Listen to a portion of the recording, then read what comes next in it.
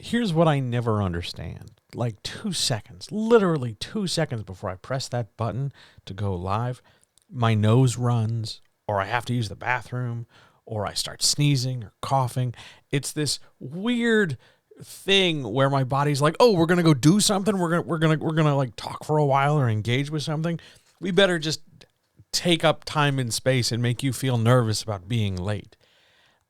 It happens every time. It doesn't happen for client meetings. It doesn't happen when I'm just making stuff. It doesn't even really happen all the time when I'm just recording podcasts randomly. It's just now. It's just on Tuesdays. It's just when I do the chat. I don't understand. I don't know what causes it. It just is. So I have now done all the things I need to do. I have prepared myself as best I can, and here we are for the Writer's Chat. With no great preamble and no other great introduction, let's just get started, shall we? All right. Just remember what I've taught you.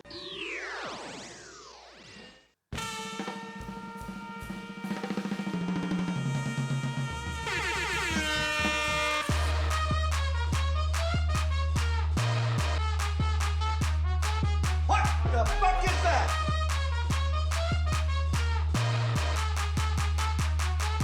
Hey, yo.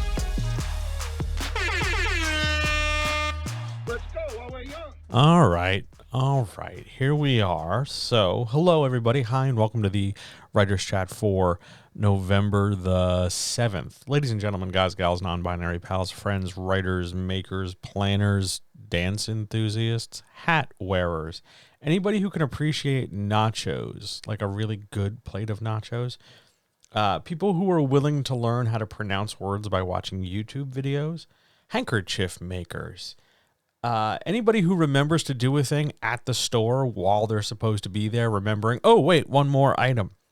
Anybody who's ever had to navigate through a complicated phone message system in order to just to get to talk to a person for 2 seconds and then realize that you didn't need to do that at all. Anybody who's ever tried to operate a subscription model for anything and really started to worry that the discount they give you to sign up really only is for that first purchase, and then you wonder if you have the budget to sustain it long term. And most importantly, the comrades. Hi. Here we go, the Writer's Chat. This is, if you're new here, this is the place to get answers for all your questions about writing and publishing and editing and marketing and being a writer and traditional publishing and self-publishing and writing anything. Anything. Doesn't have to be books. Could be screenplays. Could be theater plays. Could be the sales copy for your Etsy store. Who knows? Could be anything. You have questions. I'm John. Hi, it's my job to help you write better. I have answers. And today, I've got 13 questions from a number of people on a number of topics that I think are really, really going to help you. I think it's really going to make a difference. So, I'm excited to do this today. Ready to get started? Yeah? Good to go? Let's do it. Question number 1. We are swinging for the fences right away. Question number 1. Why can't I sit down and write like I used to? Well, I don't know if you know this, but time moves forward. And what you are currently doing, or what you're doing anytime you ask this question, where you try to hold yourself accountable to some kind of standard that used to be, or you hold yourself like accountable and then fault yourself for it. That's not helping you. You don't have to do that. The reason why you could sit down and write like you used to, chances are in that period of used to, whenever that might be, whether that was a year, 2 years, 5 years, 10 years, whatever ago, you were different. You had different responsibilities, different focuses, different ways and things dividing up your time, different opportunities, and you were differently enthusiastic. Maybe you didn't know as much. Maybe you were just over eager. Maybe you just didn't care. Maybe you were blowing off this, that, or the other thing so that you could write. I don't know. But you wrote in these great giant bursts, or you wrote in these long, consistent periods every Saturday, every other Tuesday, whatever it might be. And you felt really good because you were being productive. And that's fine. It's good that you were being productive. That's important.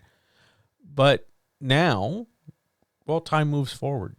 You're not the same person anymore. Maybe you've had some stress in your life. Maybe you've had some real setbacks in your life. Maybe you've had some real good opportunities. We always talk about this negatively, but it's also possible that just good stuff happened. Maybe you got married. Maybe you got engaged. Maybe you had a baby. Maybe you got a new job. Maybe you relocated to a different place. Maybe you decided to write a different thing. Maybe you got hired to write a different thing. Loads of different situations can come up to change our time and change our perspective and change our experience. And all of those things can in turn sort of ripple outward and change the way we perceive our own writing. Because if you go back, right, let's ignore just for a minute. Let's just put the time stuff to the side. If you go back and look at your writing now, here's how you wrote today or last week versus here's how I wrote 2 years ago. 3 years ago, whenever it is the used to period is your writing any better? Have you improved? Have you ever stopped to think that maybe one of the reasons why you were able to just sit down and write is because you didn't really know what you were doing and you were just kind of slapping everything together and whatever, it's fine, because you didn't know any better. And that doesn't mean that gaining knowledge makes you worse. It doesn't mean that, it's better when we're ignorant. It's better when we don't care.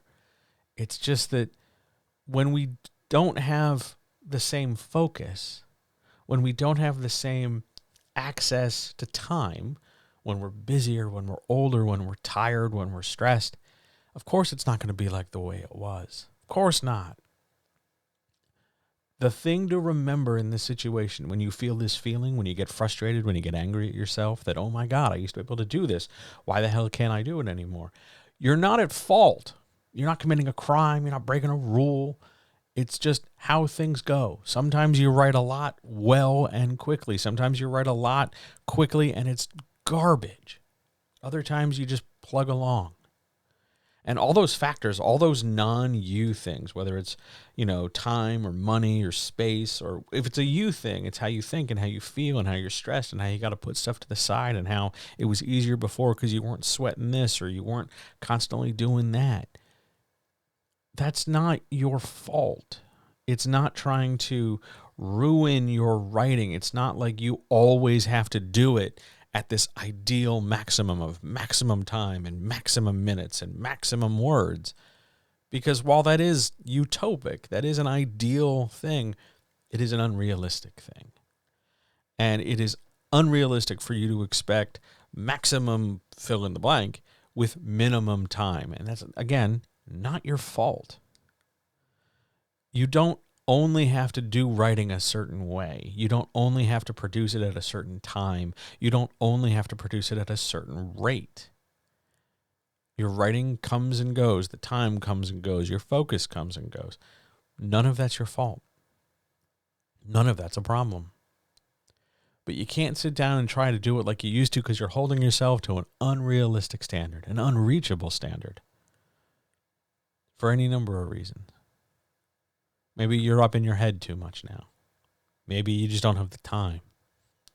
Maybe both. You can poke some of this stuff with a stick. You can sit down. You can get coaching to talk about what's in your head, how to let go of some of those expectations. You can take a look at how you're organizing your free time to see if that'll affect your writing schedule.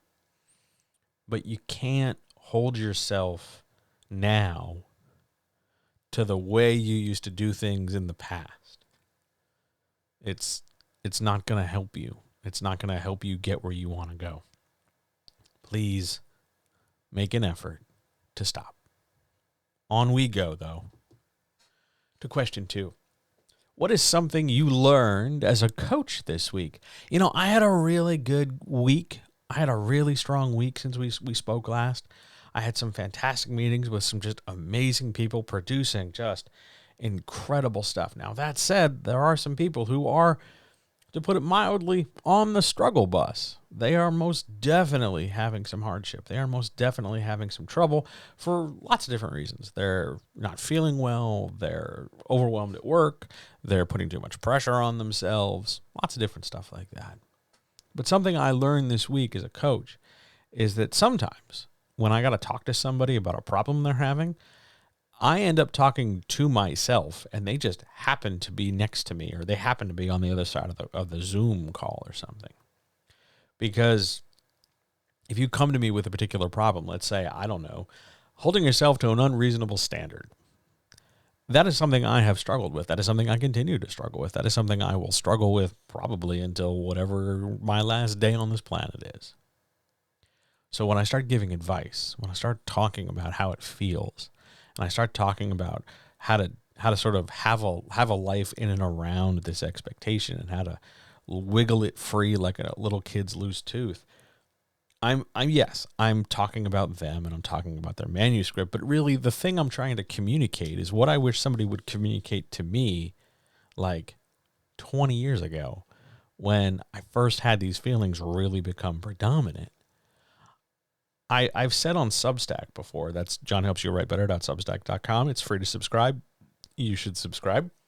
I've said there before that when you write, whatever you write, you will meet yourself while you're writing.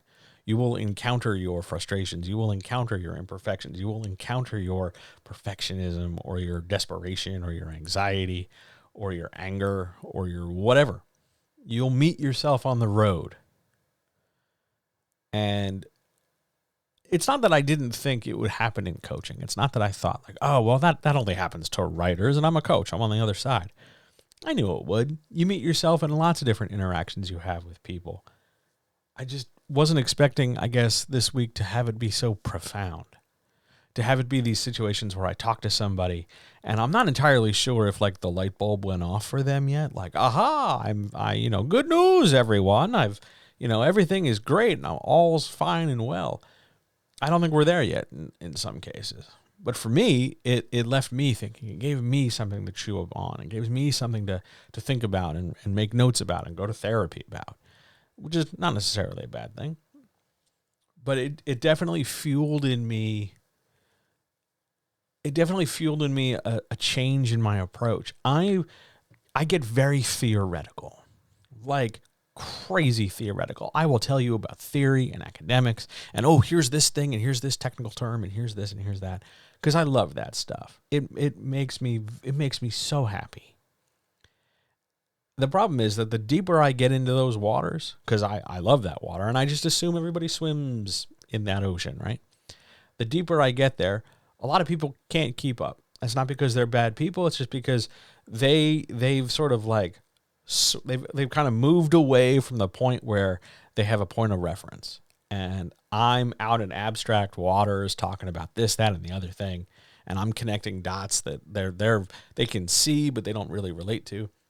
And it was pointed out to me in one of the most loving ways possible that I need to use more examples, like actual grounded examples, whether that's examples in that person's work or in some kind of work that I know they've seen. And I thought about that, and that's one of those things where I had to meet myself, because to me, doing that is sometimes a little too obvious. Like, come on, how do you not understand this? Why don't you connect these dots? Why are you not getting this abstraction? And the more I thought about it, and the more I felt resistant to it, the more I felt like, oh, I don't want to give these examples. Like, what isn't that bad? Isn't that, bothersome that I have to slow down and explain something? And the more I thought about how just like snotty, bratty child that view is, I realized that my major issue is that I want to be taken seriously. I want to be taken as somebody who comes across as somebody who knows what they're talking about, because I've always felt, here's some John side of things, I've always felt like everybody thinks I'm a moron, because I often call myself a moron or an idiot or something. And so the deeper I go into abstraction, the deeper I can demonstrate to you, like, I went to many classes in school. I went to, I read a lot of books. I asked a lot of questions. The more I can demonstrate that, the more I think you'll like me. The more I think you'll understand. And real expertise isn't just regurgitating fact. Real expertise is transforming that fact into something someone else can relate to. It doesn't matter if I can tell you about, oh, well, in 1936, this guy said this thing, and here's this book, and this is what it looks like, blah, blah, blah, blah, blah, blah, blah. That means nothing to you. If I can't say, okay, in that scene where the two characters are supposed to be arguing and you're trying to build real tension, but they haven't said enough yet, but it feels like you want to get that tension across, this is a technique for doing that. If I can't build that bridge, if I can't cross that divide, it's not really helping you. And my goal is to help you, literally in the job description. John helps you write better. So I learned I had to meet myself. Not a bad lesson to learn. Not a lesson you learn like right away, but certainly something worth, more exploration down the road. Something I'm sure will come up more and more today, in fact. On we go to question 3. Question 3. Isn't multiple simultaneous submissions a good thing? Wouldn't I want that? This question is referring to a thing in traditional publishing where the majority of publishers do not want you submitting the same thing, your query letter, your synopsis, your first 10 pages, whatever the hell it is. They don't want you sending your book out to more than one person at a time. And they swear it's because reasons. And they make up some horseshit reasons. They'll say it's like, well, if we say yes, then we don't have to deal with other people. The problem is that's predicated on them saying a very big yes, and that's a very high hoop to jump through. The other thing they'll say is, well, you don't want multiple people like overlapping in them possibly wanting your stuff, because publishers are selfish. The truth of it is they don't want multiple submissions because you might have options then. And if you have options, you might not pick them. You might go with company number 2 or publisher number 4 or go over there to publisher number 6. Let's assume they all say yes. And then all of a sudden, you have authority, you have control, you have some leverage, because you can turn to publisher 2 and go, hey, publisher 3 is offering me this. Maybe I should just go over there. And that's a position publishing doesn't want you in. Because if you realize that you don't have to compete for their attention, and you don't have to compete for their authority, and you don't have to compete for like their approval, you retain a great deal of power. And they don't want that, because then all of a sudden company number 1 has to, crack open the piggy bank to try to figure out how to keep you from going to company number 2. And we've talked about this a billion times. Publishers do not like spending money. So yes, from a writer perspective, it's a totally good thing. You want your shit, whatever it might be, out on every goddamn street corner, billboard, mountaintop, rooftop, mailbox, whatever. You want your stuff everywhere. They don't want that, because that makes their system not work. And you, even though you're going to probably tell me no, you're bigger and you're better and you're more powerful and you're more capable and you deserve better than their system. This kind of thinking is usually the stuff that gets me some hate mail, because somebody somewhere is going to hear that and go, well, traditional publishing, blah, blah, blah, blah, blah. They say something to the effect of traditional publishing is a system that's been in place forever. So was slavery. That didn't make that right either. So maybe it's time for us to question some systems. Maybe it's time to poke a few masters with a few sticks. Maybe it's time to consider that the way we do things now is not the same way we used to do things before, and all of a sudden we're back to that first question of holding ourselves to an unreasonable expectation and just hoping we can do better to match the past. But time moves forward. So maybe, just maybe, we could lighten the fuck up about submissions and help empower people to get books on shelves, if that's really what the publishers want. But that's a different question for a different day. On we go. I see people are here. Hi, everybody. Hello, chat. Hello, YouTube in the future. Hello, podcast people. I don't shout out the podcast people enough. You guys are awesome. Hi, everybody. Are there any questions from anybody who's here who needs some help with something? Otherwise, I'm just going to sit here and drink a ton of water.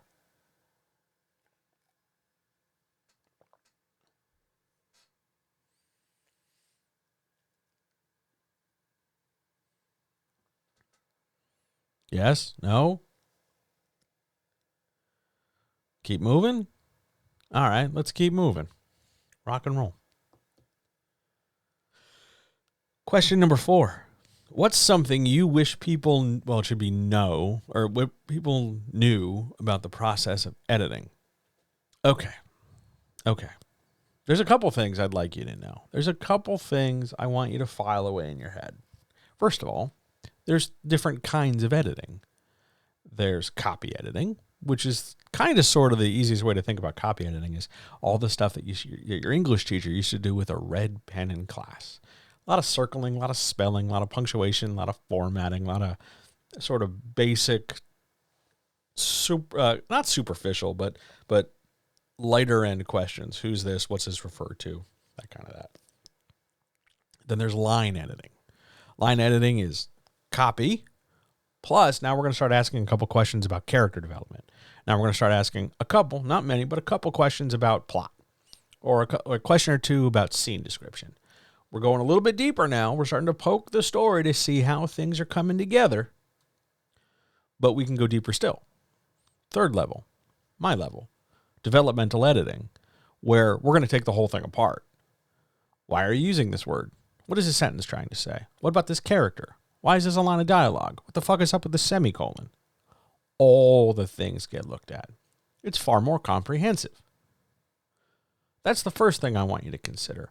What kind of editing do you need? Do you need somebody just to kind of look at this thing and maybe question it a little and kind of poke it with a visual framing stick? Oh, well, your paragraphs are this way and this, that, and the other. It looks this way. It's ready to go out the door. We just need to polish it up a little bit. Try a copy edit. Oh, I could use a copy edit, but I also have a question about maybe my plot's not working so well. Or I'm not sure this character arc is a full arc. Well, that's where you need a line edit. Or is it more a case of, I don't know what the hell's going on. My book's all over the place. It's huge. It's 10 times the size it needs to be. It's got 5 million bajillion characters and I don't know what to do. Or I got scenes all over the place. I don't feel like it's in any order. Or maybe it's something just real familiar to me. John, I want to be a better writer. What do I do? Developmental editing. That's the first thing I want you to know. The second thing I want you to know, and this is where maybe, I'm going to watch my view numbers dip. Strap in. This costs money because this is somebody's job. It's my job. It costs money. I do some for free. Absolutely. I believe everybody should do some pro bono. I think everybody should do something to help other people out without the incentivization or commodification of effort. You should just help people. But that there's a line where all of a sudden it turns into, oh, like this is a job now. This is work. I have to put on the nice hoodie or the nice t-shirt and go do things for more than 10 minutes off the top of my head. It's a job, which means you're going to pay for it. And it's not cheap. It's not cheap. But that doesn't make it superficial. This isn't like, just buying one extra piece of jewelry or getting that extra cheese on the burger. This is what you would pay a professional person who was doing you a service. Like you're going to pay your plumber or you're going to pay your electrician or you're going to pay the guy who putting the roof on the house or the car mechanic. Sure, you could, if you sat down with YouTube and a couple hand tools, do these jobs yourself. Sure, you could. You might even do them really well. Who knows? But a lot of people can't or don't want to or are overwhelmed by it. and that's fine. But please understand that if you're going to bring somebody in to help you, there will be an invoice attached to that. And those numbers are not insignificant in some cases. Now, people have payment plans. We can break things up. We can do it in pieces. There's lots of flexibility there, but you should know that going in. This is not a case of just, why isn't it easier? Why isn't it faster? Why isn't it cheaper? We'll talk about cheaper later for sure. But why is it this way? What exactly am I doing here? And editing takes time. At any one point in any day, assuming I'm, upright, kicking and working, I've got multiple clients, multiple projects, multiple things, all taking my time, all taking my attention.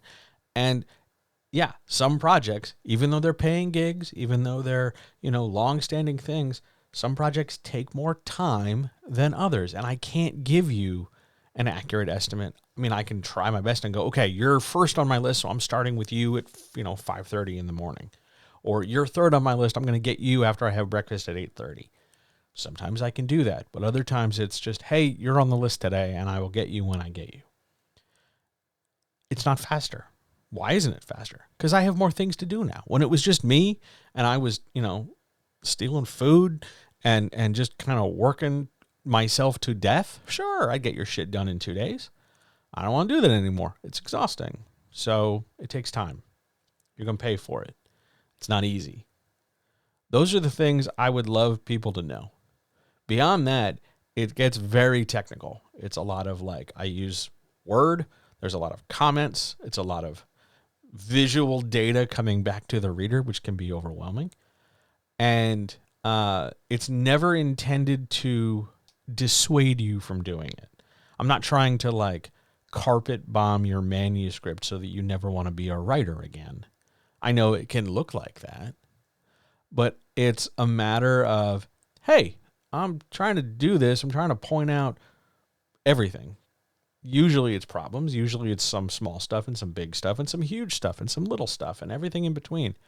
But I'm doing that so that we can see that there's stuff to work with.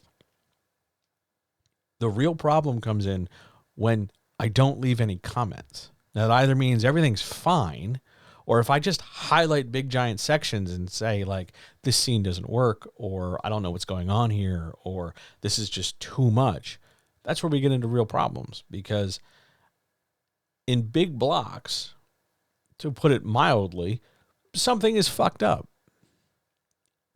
It's a big deal. It's one thing if I just highlight every fifth word and go, you don't need these adverbs. What's up with these commas? And there's a lot of that same thing over and over again.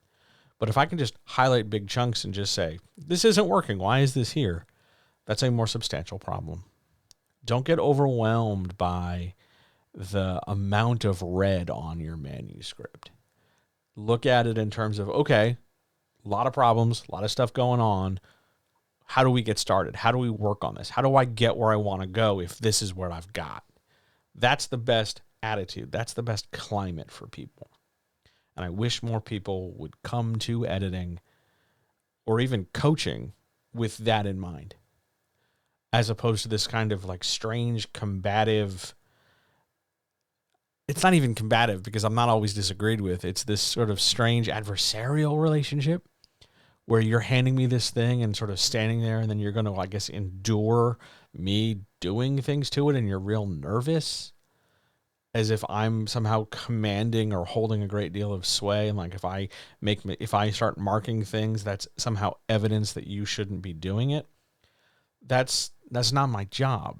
If you, hire a plumber, and the plumber comes to your house with a wrench and starts loosening fittings up and starts taking stuff apart and repairing it, that doesn't mean you should never use the sink again. It just means that right now, this sink needs service. That's all that means. And the same is true for editing. I wish more people would understand that. On we go. Man, it's like a small novel as a question, but it might be my favorite question, maybe. Question number 5. How do you reconcile the two sides of writing where you want, on one hand, to write really cool stuff, but on the other hand, you need to have things like mechanics and theme and structure? I love this question. So, I need to tell you that these two things, these two hands of stuff, they're not exclusive, and they're not, in opposition to each other. You can have really cool stuff, and you can have mechanics, theme, and structure. And your mechanics, theme, and structure can also be the cool things. But you need to understand that this is a very symbiotic relationship between all this stuff. Your cool stuff, the giant robot mecha bear thing that you wrote, or the vampire that can turn into water instead of a cloud of fog, like that cool stuff is going to be made better when you bring in story structure elements like mechanics or theme or chapter structure. Your cool idea doesn't become less cool just because we're trying to get it to fit in a certain space. This isn't a case of like a little kid putting on like a coat over a costume, where like you don't want to wear the coat because it's obscuring the costume. This isn't a matter of like you're ruining my cool thing by like making me dress it up a certain way. It's not that. It's, hey, you have this cool thing. It's going to be even cooler when the reader can understand not only that you've described a cool thing. Oh, it has wings and fire and a flaming sword and it shoots laser eyes and it's got like, like potato skins that it constantly eats. Like it has really cool stuff. That coolness isn't weakened by the fact that you try to develop a theme like this is the loneliness monster and it represents loneliness. So when it shows up in the story, it's really about the hero trying to understand how they can be okay being by themselves. Like when you apply that kind of structure to it, when you apply that kind of thinking to it, your cool monster with the lasers and the beard and the flaming this and the whatever's still cool. Coolness hasn't gone anywhere, but now we're going to turn it into something more than just a cool idea. We're going to weaponize it. We're going to activate it. We're going to do stuff with it. So instead of trying to reconcile, that verb is kind of poking me here. Instead of trying to reconcile, like we have to kind of pick and choose how cool we get because we have this other theme and structure, understand that all this story architecture stuff, theme, structure, plot, mechanics, character development, arcs, subtext, chapter size, sentence length, all that stuff. All those things facilitate understanding the cool stuff to the degree you want to provide it to people. Because your picture in your head of like the monster with the flame in this and the plate of that and the wings and the claws and all that, your job is to get that picture in somebody else's head who doesn't have that picture already in there. So the tools like mechanics, theme, structure, subtext, all that stuff help make that transmission possible and help get that picture out of your head and into theirs. That's the important job. And it's hard. So that's why we write more than one draft, and we hope that, it gets worked on and we improve as we go. Beyond that, cool stuff's cool no matter what. And just like, if we can use a sports metaphor, let's use a sports metaphor. Hitting a home run is really cool. Understanding that you can always hit a home run when the pitch comes in and you're holding the bat at a certain angle and you swing a certain way is also cool. It's just differently cool. That's something we're thinking about. On we go. Question 6. Why isn't every part of the self-publishing process cheaper? I told you we were going to talk about cheapness and cheaperness. Here we go. Well, for one thing, it's a job. All those people you are contracting to go, and I hope you're using contracts, not just like, hey, could you do this thing for me? But all those people you are hiring to do the thing you want them to do, they need to be paid for their labor because, well, everybody should be paid for their labor because, unfortunately, we live in a society that still prioritizes money because white people, but that's a different discussion for a different day. The point is, you're hiring people. Self-publishing isn't like this weird process where everybody's just kind of hanging out. It's not a commune. Self-publishing just means that instead of a different company, big building somewhere in some big city, managing all the moving parts of the publishing process, you in your house from your desk with your laptop or whatever, you're managing those parts. You're doing exactly the same thing the big company is, only now you're going to do it. So you're going to find the artist. You're going to find the cover designer. You're going to get the editor. You're going to handle the printing. You're going to handle this. You're going to handle the distribution or the upload or the maintenance or whatever. That's a job. That's as much a job as the people who you've hired to do the small parts. It's expensive because, one, better quality work is going to cost you more money. And two, the services through which you contract these people, whether we're talking about something, exploitative like Fiverr, or whether we're just talking about like Amazon, they know you have to use them. They know, like, this is part of the deal. They're not necessarily entirely parasitic, but they know that, they have a foot in, a finger in this pie as well. So they're allowed to charge you or take from the top, from the money. They need to get paid too. It's the same for you as it is for big giant company X. It's expensive because we've let it become so. It's expensive because capitalism. It's expensive because nobody's ever stopped to question it. It's expensive because we never thought it shouldn't be. It should be. It could easily be. You just need to further disassociate from traditional publishing as a format and stop trying to look at them as a model, and not so much be cheap and pay less, but pay more effectively. And that's a different way to view the expenditure of money, and understand that if you, instead of trying to hire 10 people one time, try to find 2 or 3 people and hire them consistently and build a relationship that way, as opposed to highlighting and spotlighting the diversity of numbers of people. Like, oh my God, look, I can get 20 people to do this thing one time for me. Yeah, but you could also get 4 people to do it 5 times for you, or 2 people to do it 10 times if you're willing to bend a little on your calendar. You can build a better process. This is very doable. People just don't, because they want to keep it very transactional. It's both so they can get it done, and also because we expect something transactional, because that's what we've been traumatized to do. Other than that, the cost of living goes up. It costs more money to do less. Food, groceries, bills. Forget like luxury money and walking around money. Just the act of living costs more. So rates go up. Time goes up. Things become more pricey, more exclusive. Shortages happen. So things like paper becomes harder to get, harder to source. Printing takes longer. Shipping takes longer. Shipping becomes more expensive because gasoline is harder to come by because wars. So, yeah. Money. There's your answer. On we go. Any questions from anybody here?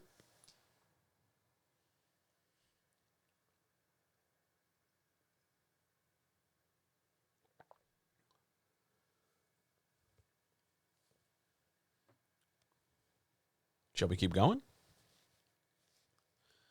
All right, let's keep going. Question 7. How do I tell my friend their cover is horrible and that they should demand a better one from their publisher?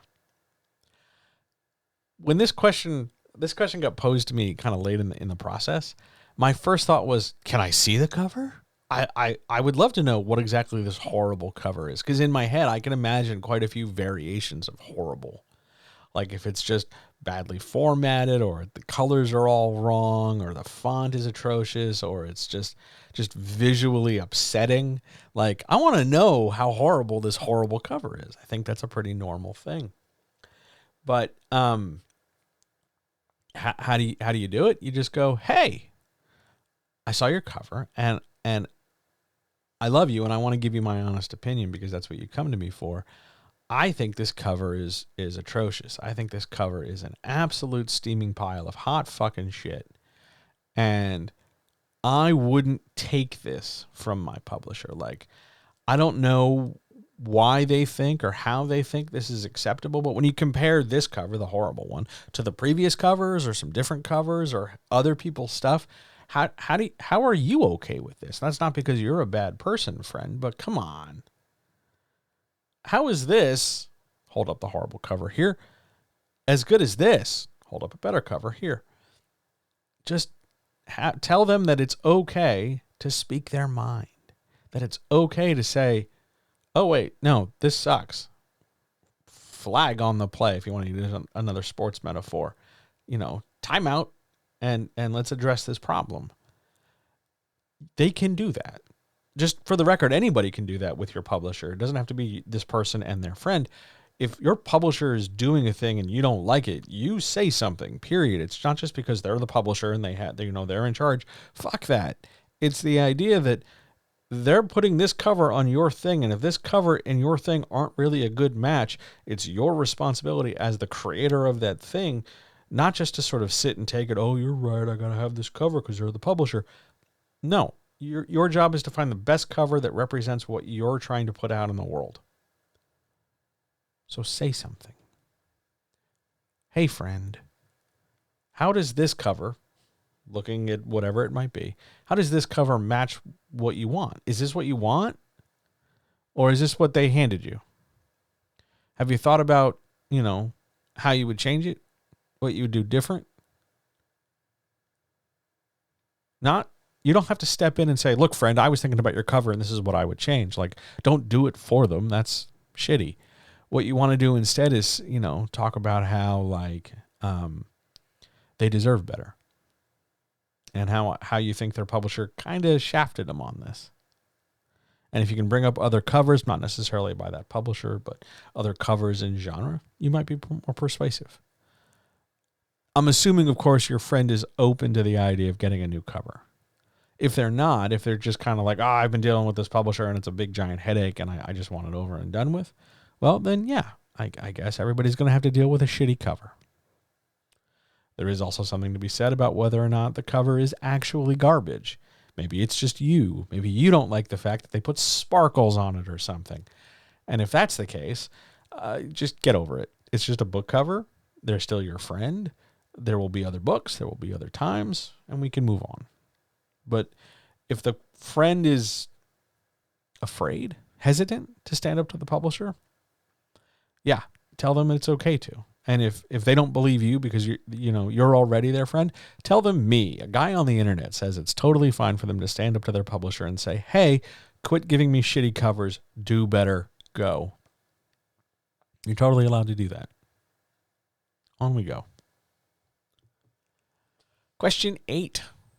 What determines how big, they mean word count, how big a manuscript should be? Is it the genre? Is it the premise of the story? It's a little bit of both.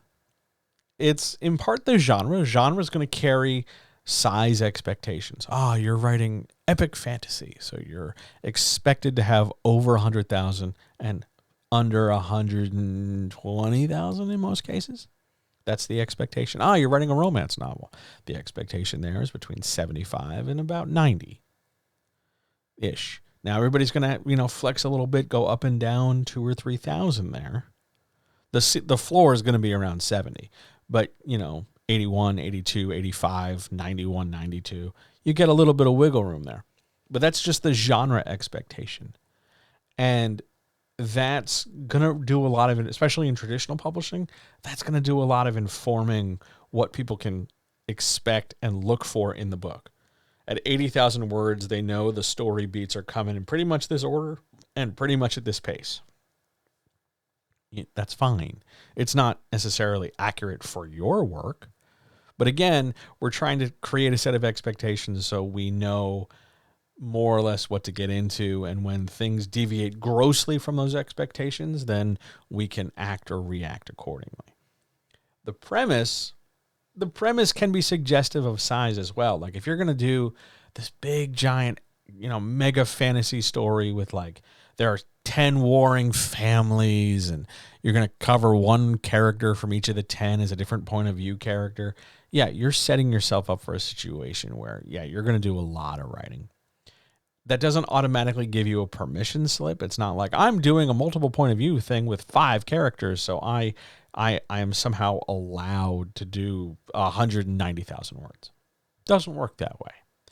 The structure, the size limits, whether that's size minimums or maximums for manuscripts, exist for a couple different reasons. One, they do set expectations for readers. Two, it's because giant books are either thought to be overwritten and bloated with stuff, or they're just going to be dense and hard to follow. In the same way that short books are assumed to be very Spartan in their detail and very Spartan in their depth. And the writer is thought to be somewhat inexperienced or anxious because, oh my God, they were so hasty to get this idea out, they didn't really fill it in. There's also a more practical side to this in terms of physical manufacture of these books. More words means more pages and more ink, both of which contribute to printing costs, whether it's more ink being just pricier to print, but also more pages means a bigger book, which means heavier, and heavier books cost more to ship. So by setting a certain size in terms of word count, we're setting also, depending on how we're printing it, a certain page count, which means we can estimate a certain weight for the book, which means we can figure out our shipping costs. That's how this sort of comes into it. We dress it up with lots of other words like readability and reader interfacing, but it comes down to, on one hand, an economic set of decisions, on another hand, a set of expectations from readers. Those are your determining factors for manuscript size. Universally, one of the only universals just to kind of run through all genre is that you want to try to get past 70,000 words and stay under 150.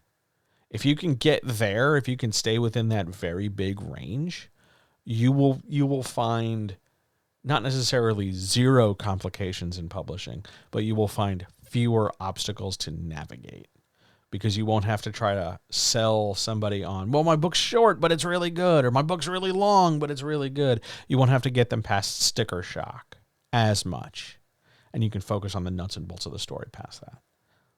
File that away for later. On we go to question 9. How does Grammarly make me a weaker writer? Well, other than the simple fact that Grammarly sucks on toast, I'm going to get a mouthful of water and then I'll follow this up. See, Grammarly makes you a weaker writer without you realizing that it's making you a weaker writer, because it's giving you the illusion that it's making you a better writer because it's highlighting what it determines to be a set of errors. Sometimes it's accurate, sometimes it's not. Here's the thing. It's making you a weaker writer because it's changing something very fundamental in your understanding of what writing is, could be, and needs to be. When Grammarly starts highlighting, and Hemingway does the same bullshit, when Grammarly starts highlighting all these different problems with the structure of your words, it's coming from a place of, look, I want you to pay attention to how you're organizing your language.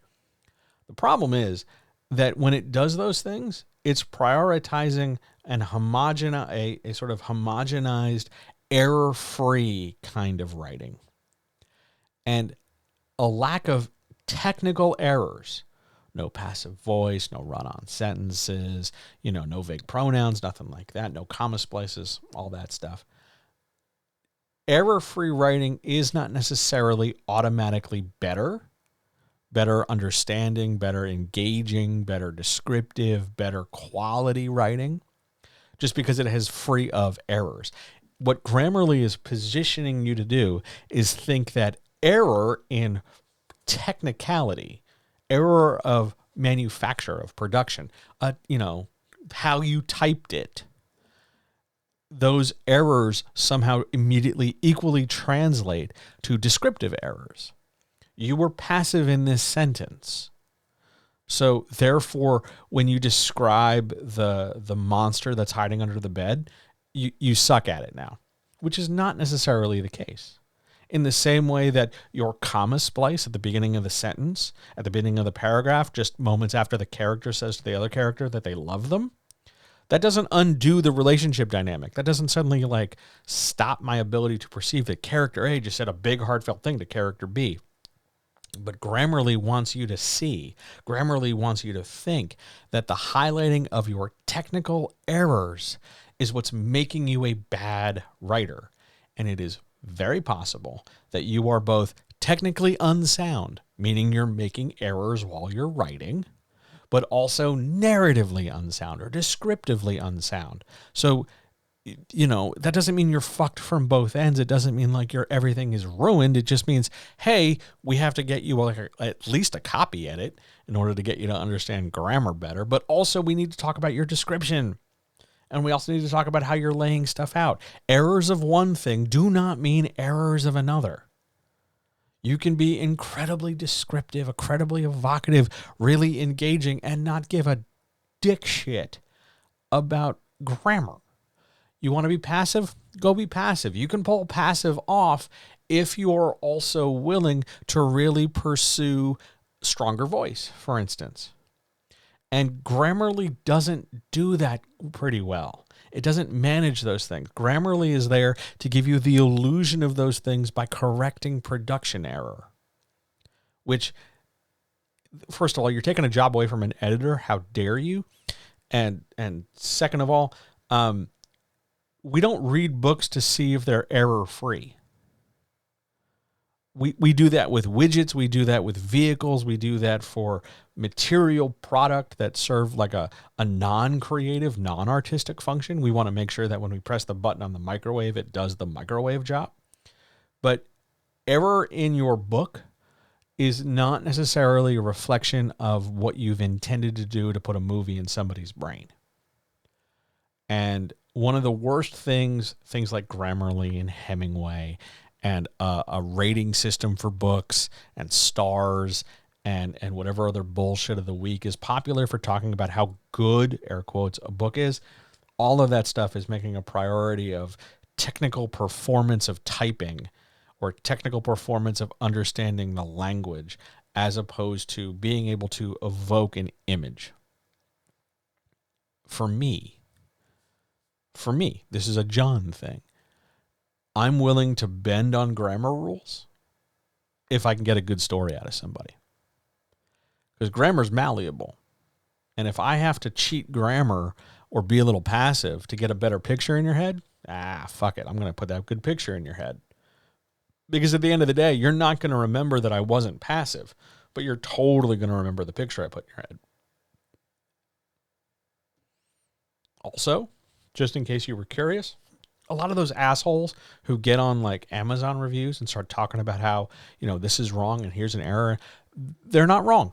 Grammarly is not perfect. Grammarly is frequently wrong in terms of, functional passivity. There's a reason to use passive voice or, elaborate metaphor. Hemingway hates, extended sentences, but not everything needs to be highly digestible for business folks. And the fact that, I'm writing at a 6th grade level. Okay, dipstick. Look, Chief, you don't need to write at a 6th grade level. You actually want to aim for an 8th grade level. And in order to do that, you need to stop worrying about what level you're writing at and just produce the best writing you are capable of doing, rather than pandering or dropping down to a low common denominator just to make it accessible for content. What you want to do instead is just do the best work you can do. And if that means some grammar has to be, fiddled with or excluded or practiced, then so be it. But Grammarly is positioning you to focus on the wrong parts of this, which isn't helping you become a better writer. Grammarly is in the way. Don't do it. If you're worried about grammar, if you're not sure you're sounding right, go get coaching. Go talk to an editor. Go get some beta readers and see if they say they can understand what you're doing, or see if the technical structure of your story is holding up rather than trusting a program, because a program's not going to read your book. People are going to read your book. So go talk to people. On we go. Are there any questions from anybody here?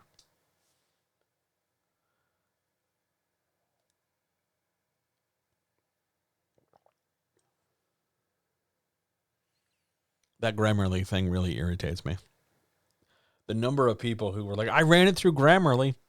Great. I'm happy for you. That's so nice. I put on socks today. Like,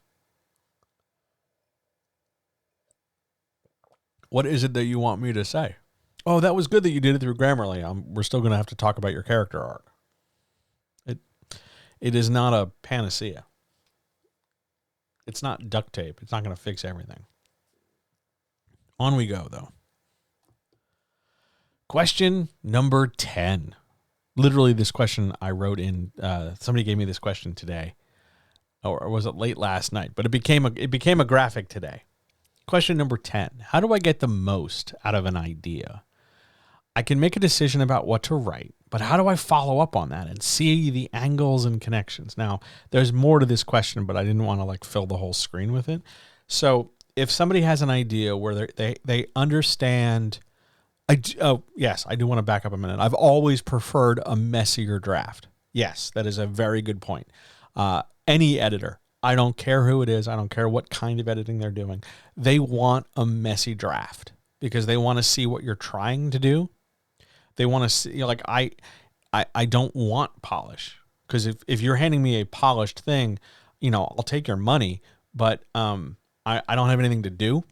Whereas if you give me something that's clearly not working, I'll be able to help. I'll be able to explain to you why it's not working. Messier is always better during an editing or revising stage. It's kind of like going to the mechanic with your car and say, hey, look, my car's not making this noise anymore. Could you take a look at it? It's not supposed to be making that noise in the first place, but hey, my car's working fine. Just marvel at it. No, messy drafts all day, every day. I'm going to come back over here to question 10. I'm going to repeat question 10. How do I get the most out of an idea? I can make a decision about what to write, but how do I follow up and see all the angles and connections? Now, there's more to this.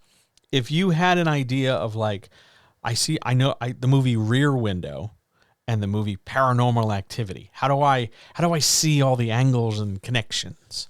Okay, let's use those as our example because it's a really, really good example. What you want to do after you make some decisions about what you're going to write is you're going to want to figure out what it is the thing is. So we're going to take Rear Window and we're going to break Rear Window down. The depth you want to break Rear Window down depends on what kind of person you are.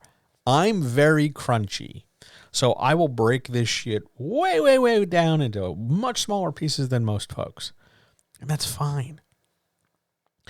Most people can just get by kind of breaking it down into more or less a feel document. When I think about this movie, when I think about this book, when I think about this idea, when I think about this fill in the blank thing, here's the stuff that comes to mind. Some of that's going to be specific.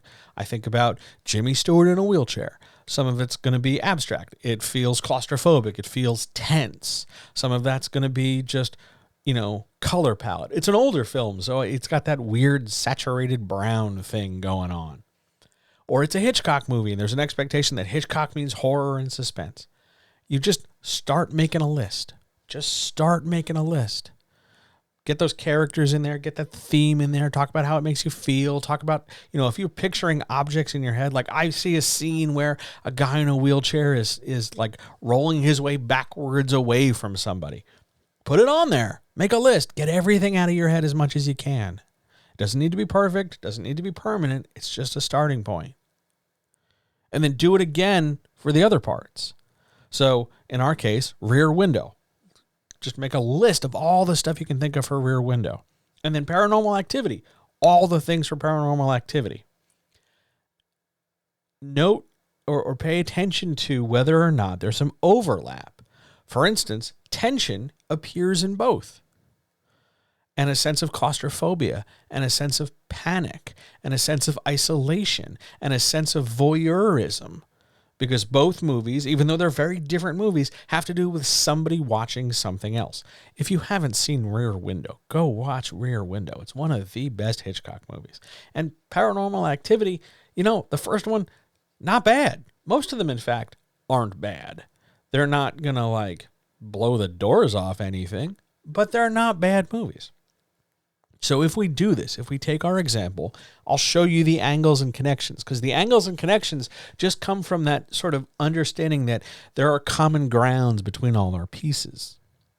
And the angles and those connections are just different ways to connect the dots. Here are the dots. Some of the dots show up in both places. We can find ways to connect to them. So if we have Rear Window, the store, and I don't know how Hitchcocky we want to get here, but if we have somebody who's stuck at home for some reason, they've got COVID, they busted a leg, they're on house arrest, they're just trapped in the house. There's a blizzard outside. They're trapped in the house and they've resorted to a level of sort of peeping on the neighbors. And maybe we want to just have it be very Rear Window and it's just somebody looking out their back window at the rest of the building in their neighborhood. Maybe that's it. Maybe we want to extend it across a longer distance, but it's still somebody watching other people because they have nothing else, no other option, nothing else to do. But now let's jump over to Paranormal Activity. Paranormal Activity is all about watching people. So we have that in common. But Paranormal Activity is found footage. It's the idea that we're going to observe people through another medium. It isn't just like following characters around. We're watching videotapes or we're watching security monitors or stuff like that. So how can we incorporate that into our Rear Window voyeurism? We would do it like this. We would ask, okay, here's this idea, here's that idea. How do we get these two ideas working together?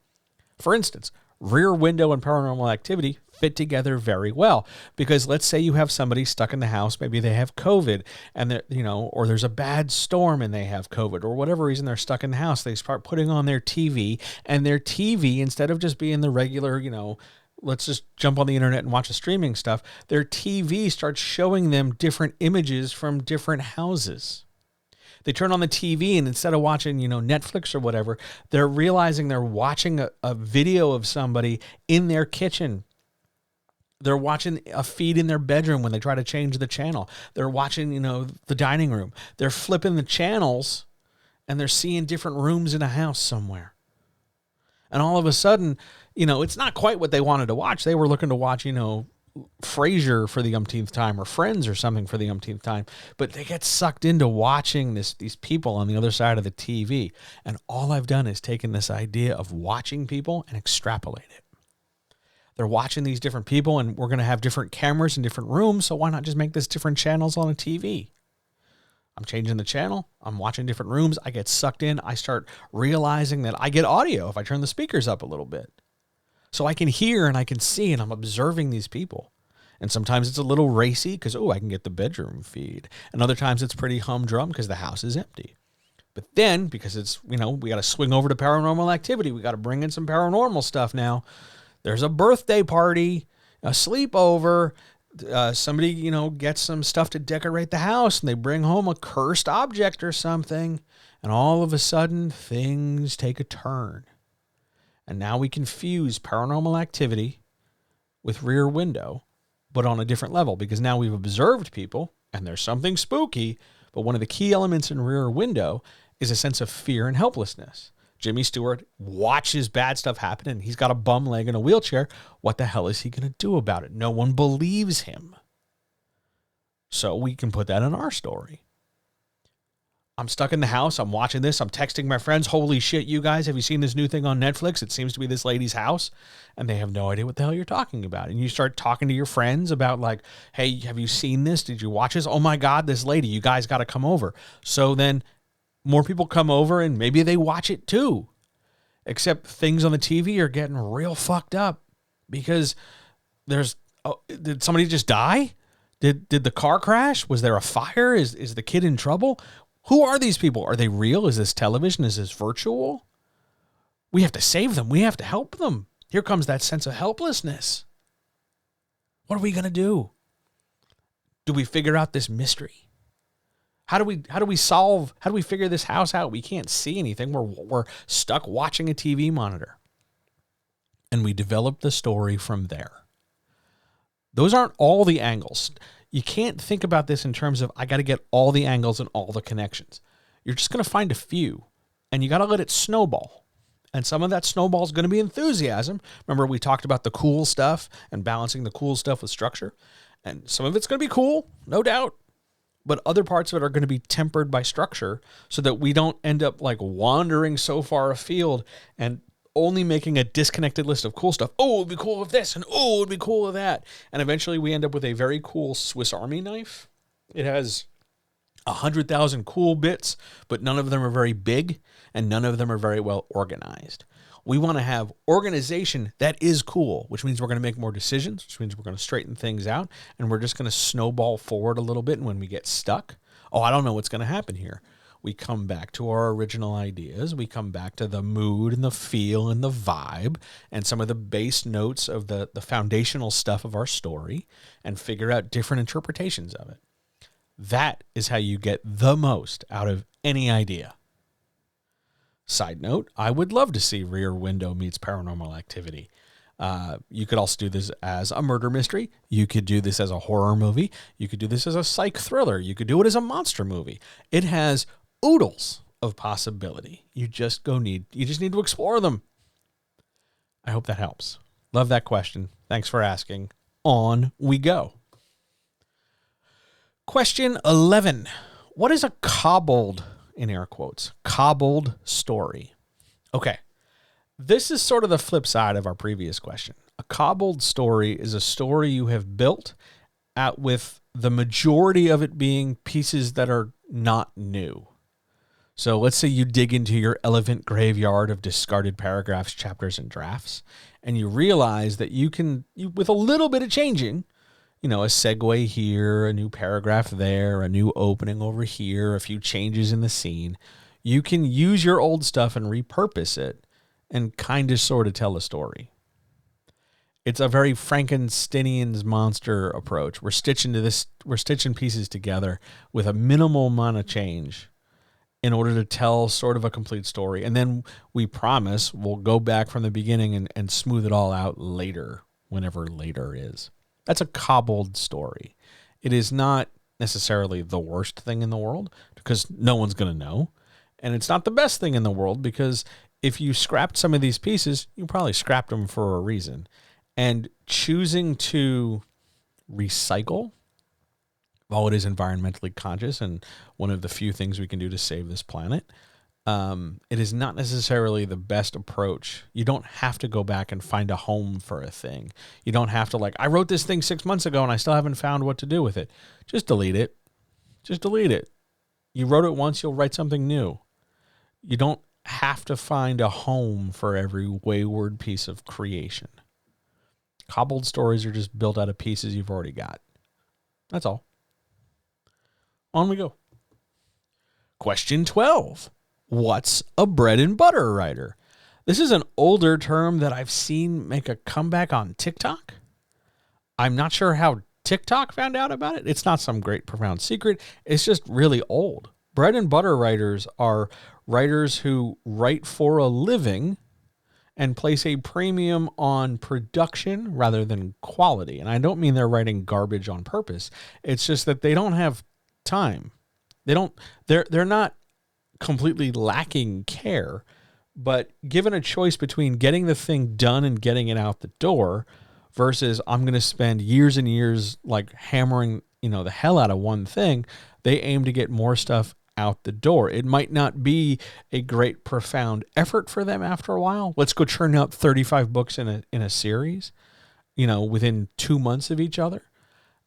A bread and butter writer writes for their living in a way that is very plain.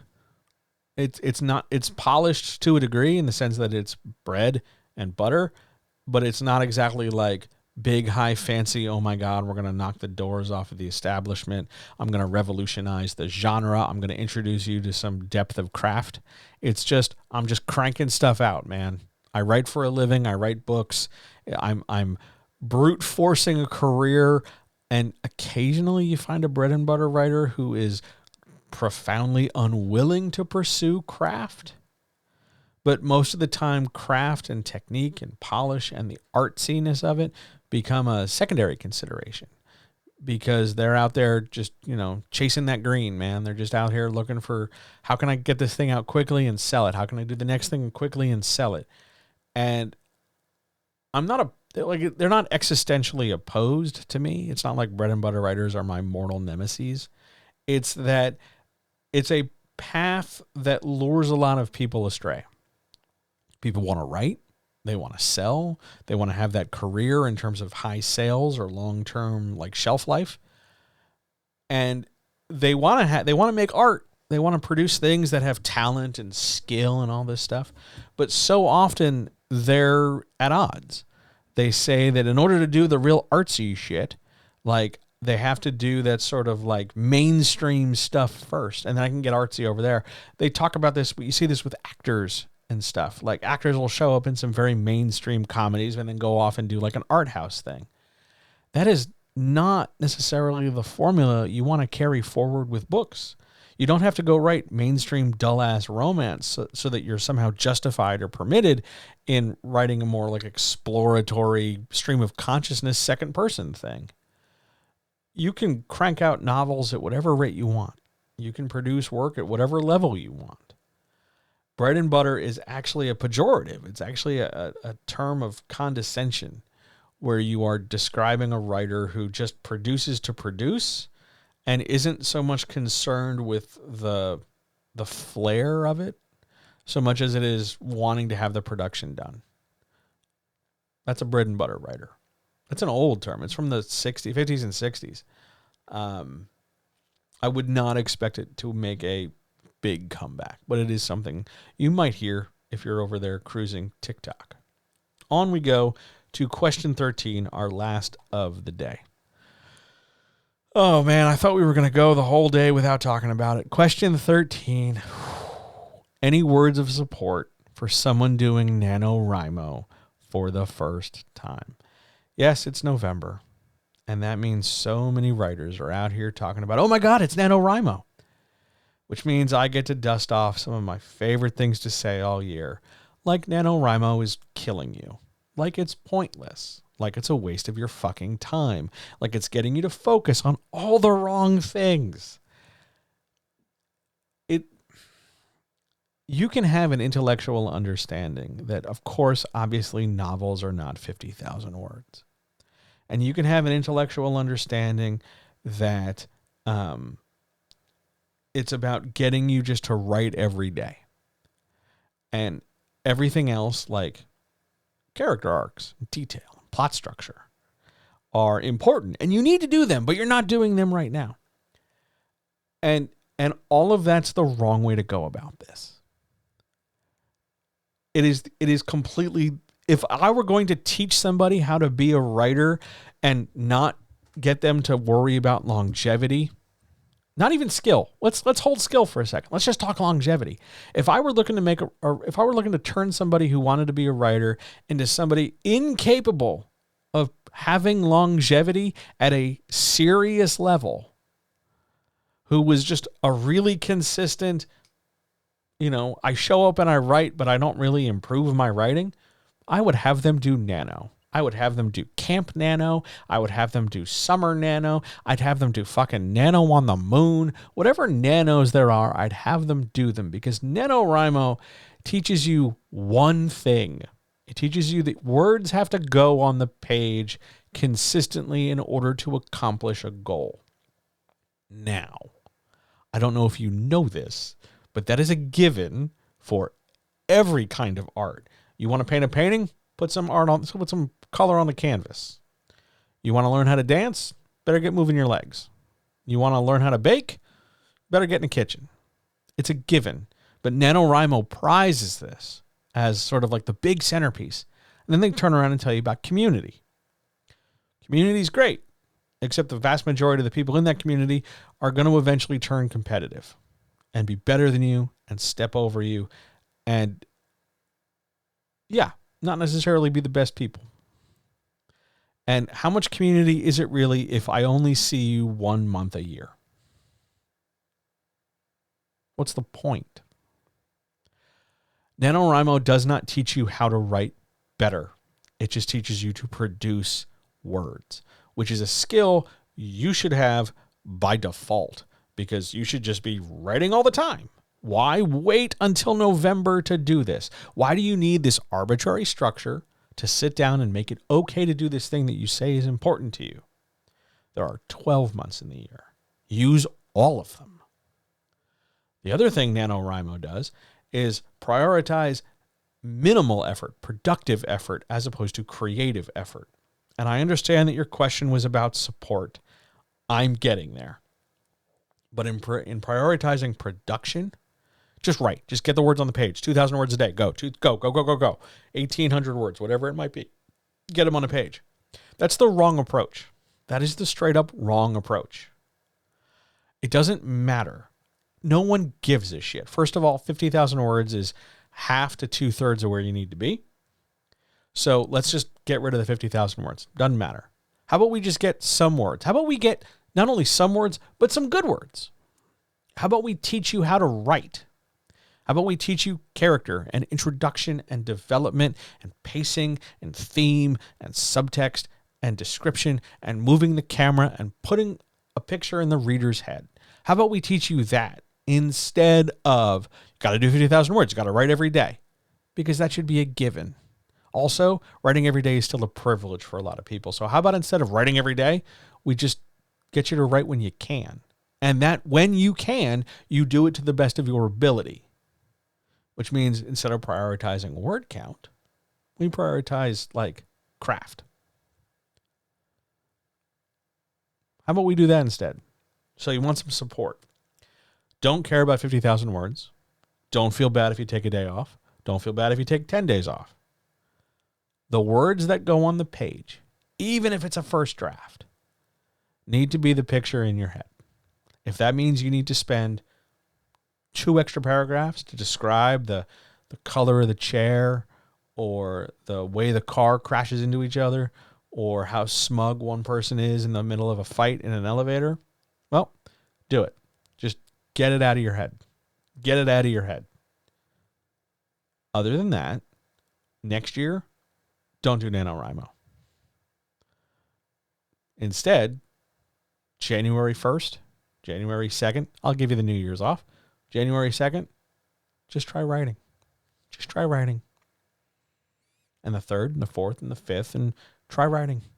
February 15th, try writing. Your writing should not be bound to a calendar. And I know that's like commodification heresy, but I don't give a shit.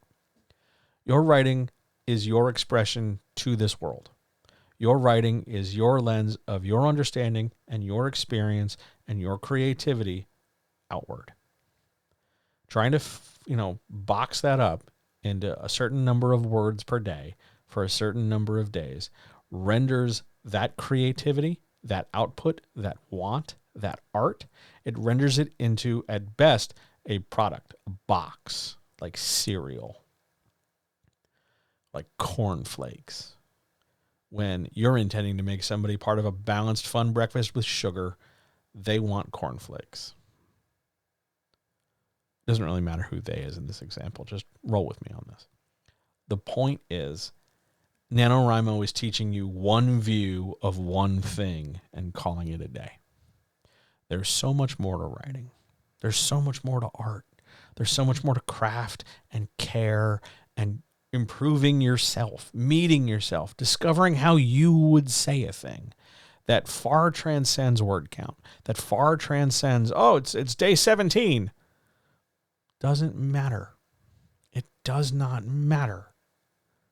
No one's going to know the day you wrote which words on which page.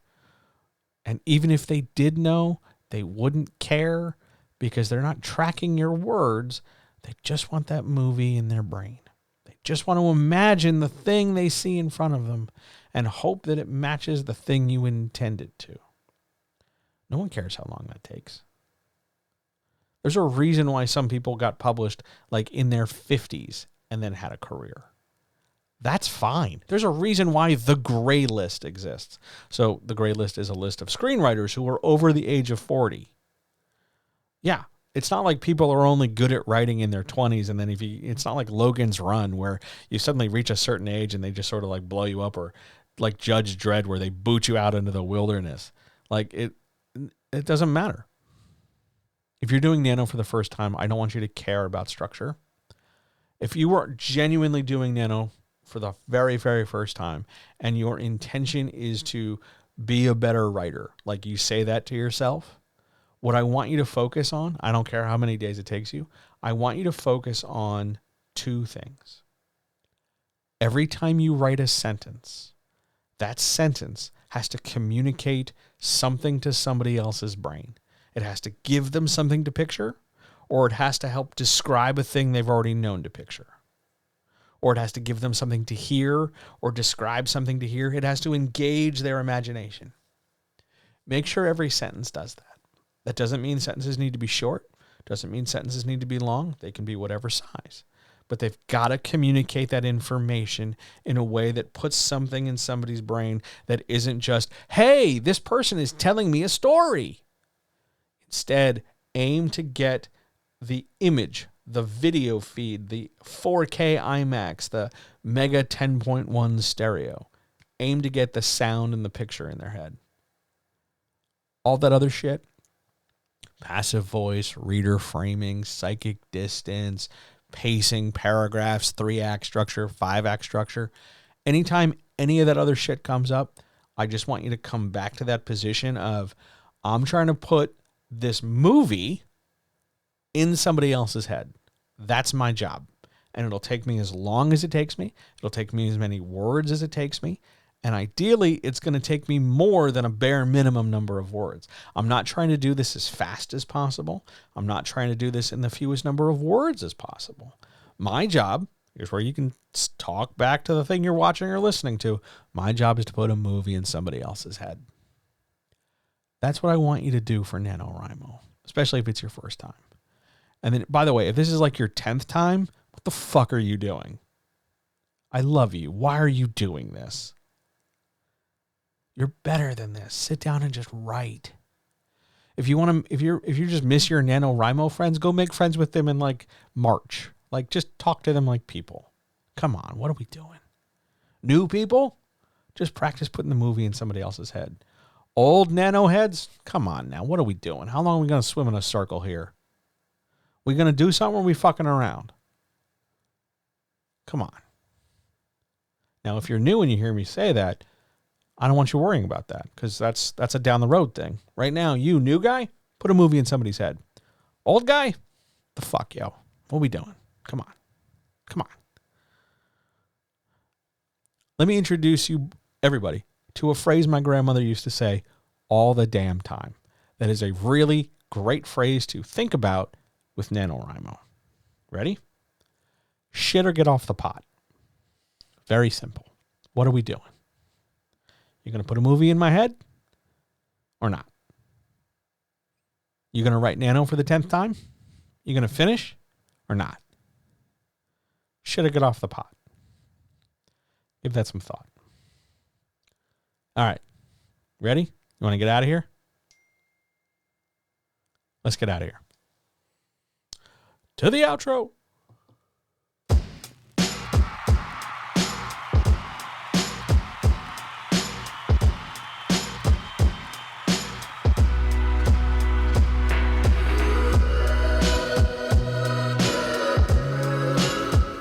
Thank you so much, everybody, for being here. I really appreciate you being here. Thanks for letting me talk about my grandmother. Thanks for letting me talk about Nano. Thanks for letting me talk about Rear Window. I haven't talked about Rear Window in a hot minute. Thank you. Thanks so much. I hope you're having a good day. I hope you're writing. The next time I'm here in your eyes and in your ears, remember that if you're looking for me this week, I'm not here Thursday and Friday of this current week because I'm getting my COVID booster, and I fully expect to be flat on my ass. Beyond that, I will be right back here in your eyes and in your ears all week with podcast. John Helps You Write Better, available wherever you get your pods casted. But I'll be right back here for the Writer's Chat next week, November the 14th at 1 p.m. Eastern, as per usual. Maybe a workshop. We'll see how I feel. Other than that, thanks so much for being here. If you want to help writing better, if you need something more than just a few questions, head over to johnhelpsyourwritebetter.com. Sign up for a free session. I'll be more than happy to talk to you about whatever you want to talk about. And remember, if you're watching this on YouTube, don't forget to like, subscribe, click the bell, do all the YouTube things so that the YouTube monster is satisfied. All power to all people. Let's get out of here. Let's go do some stuff today. All right. Love you. Talk soon. See ya.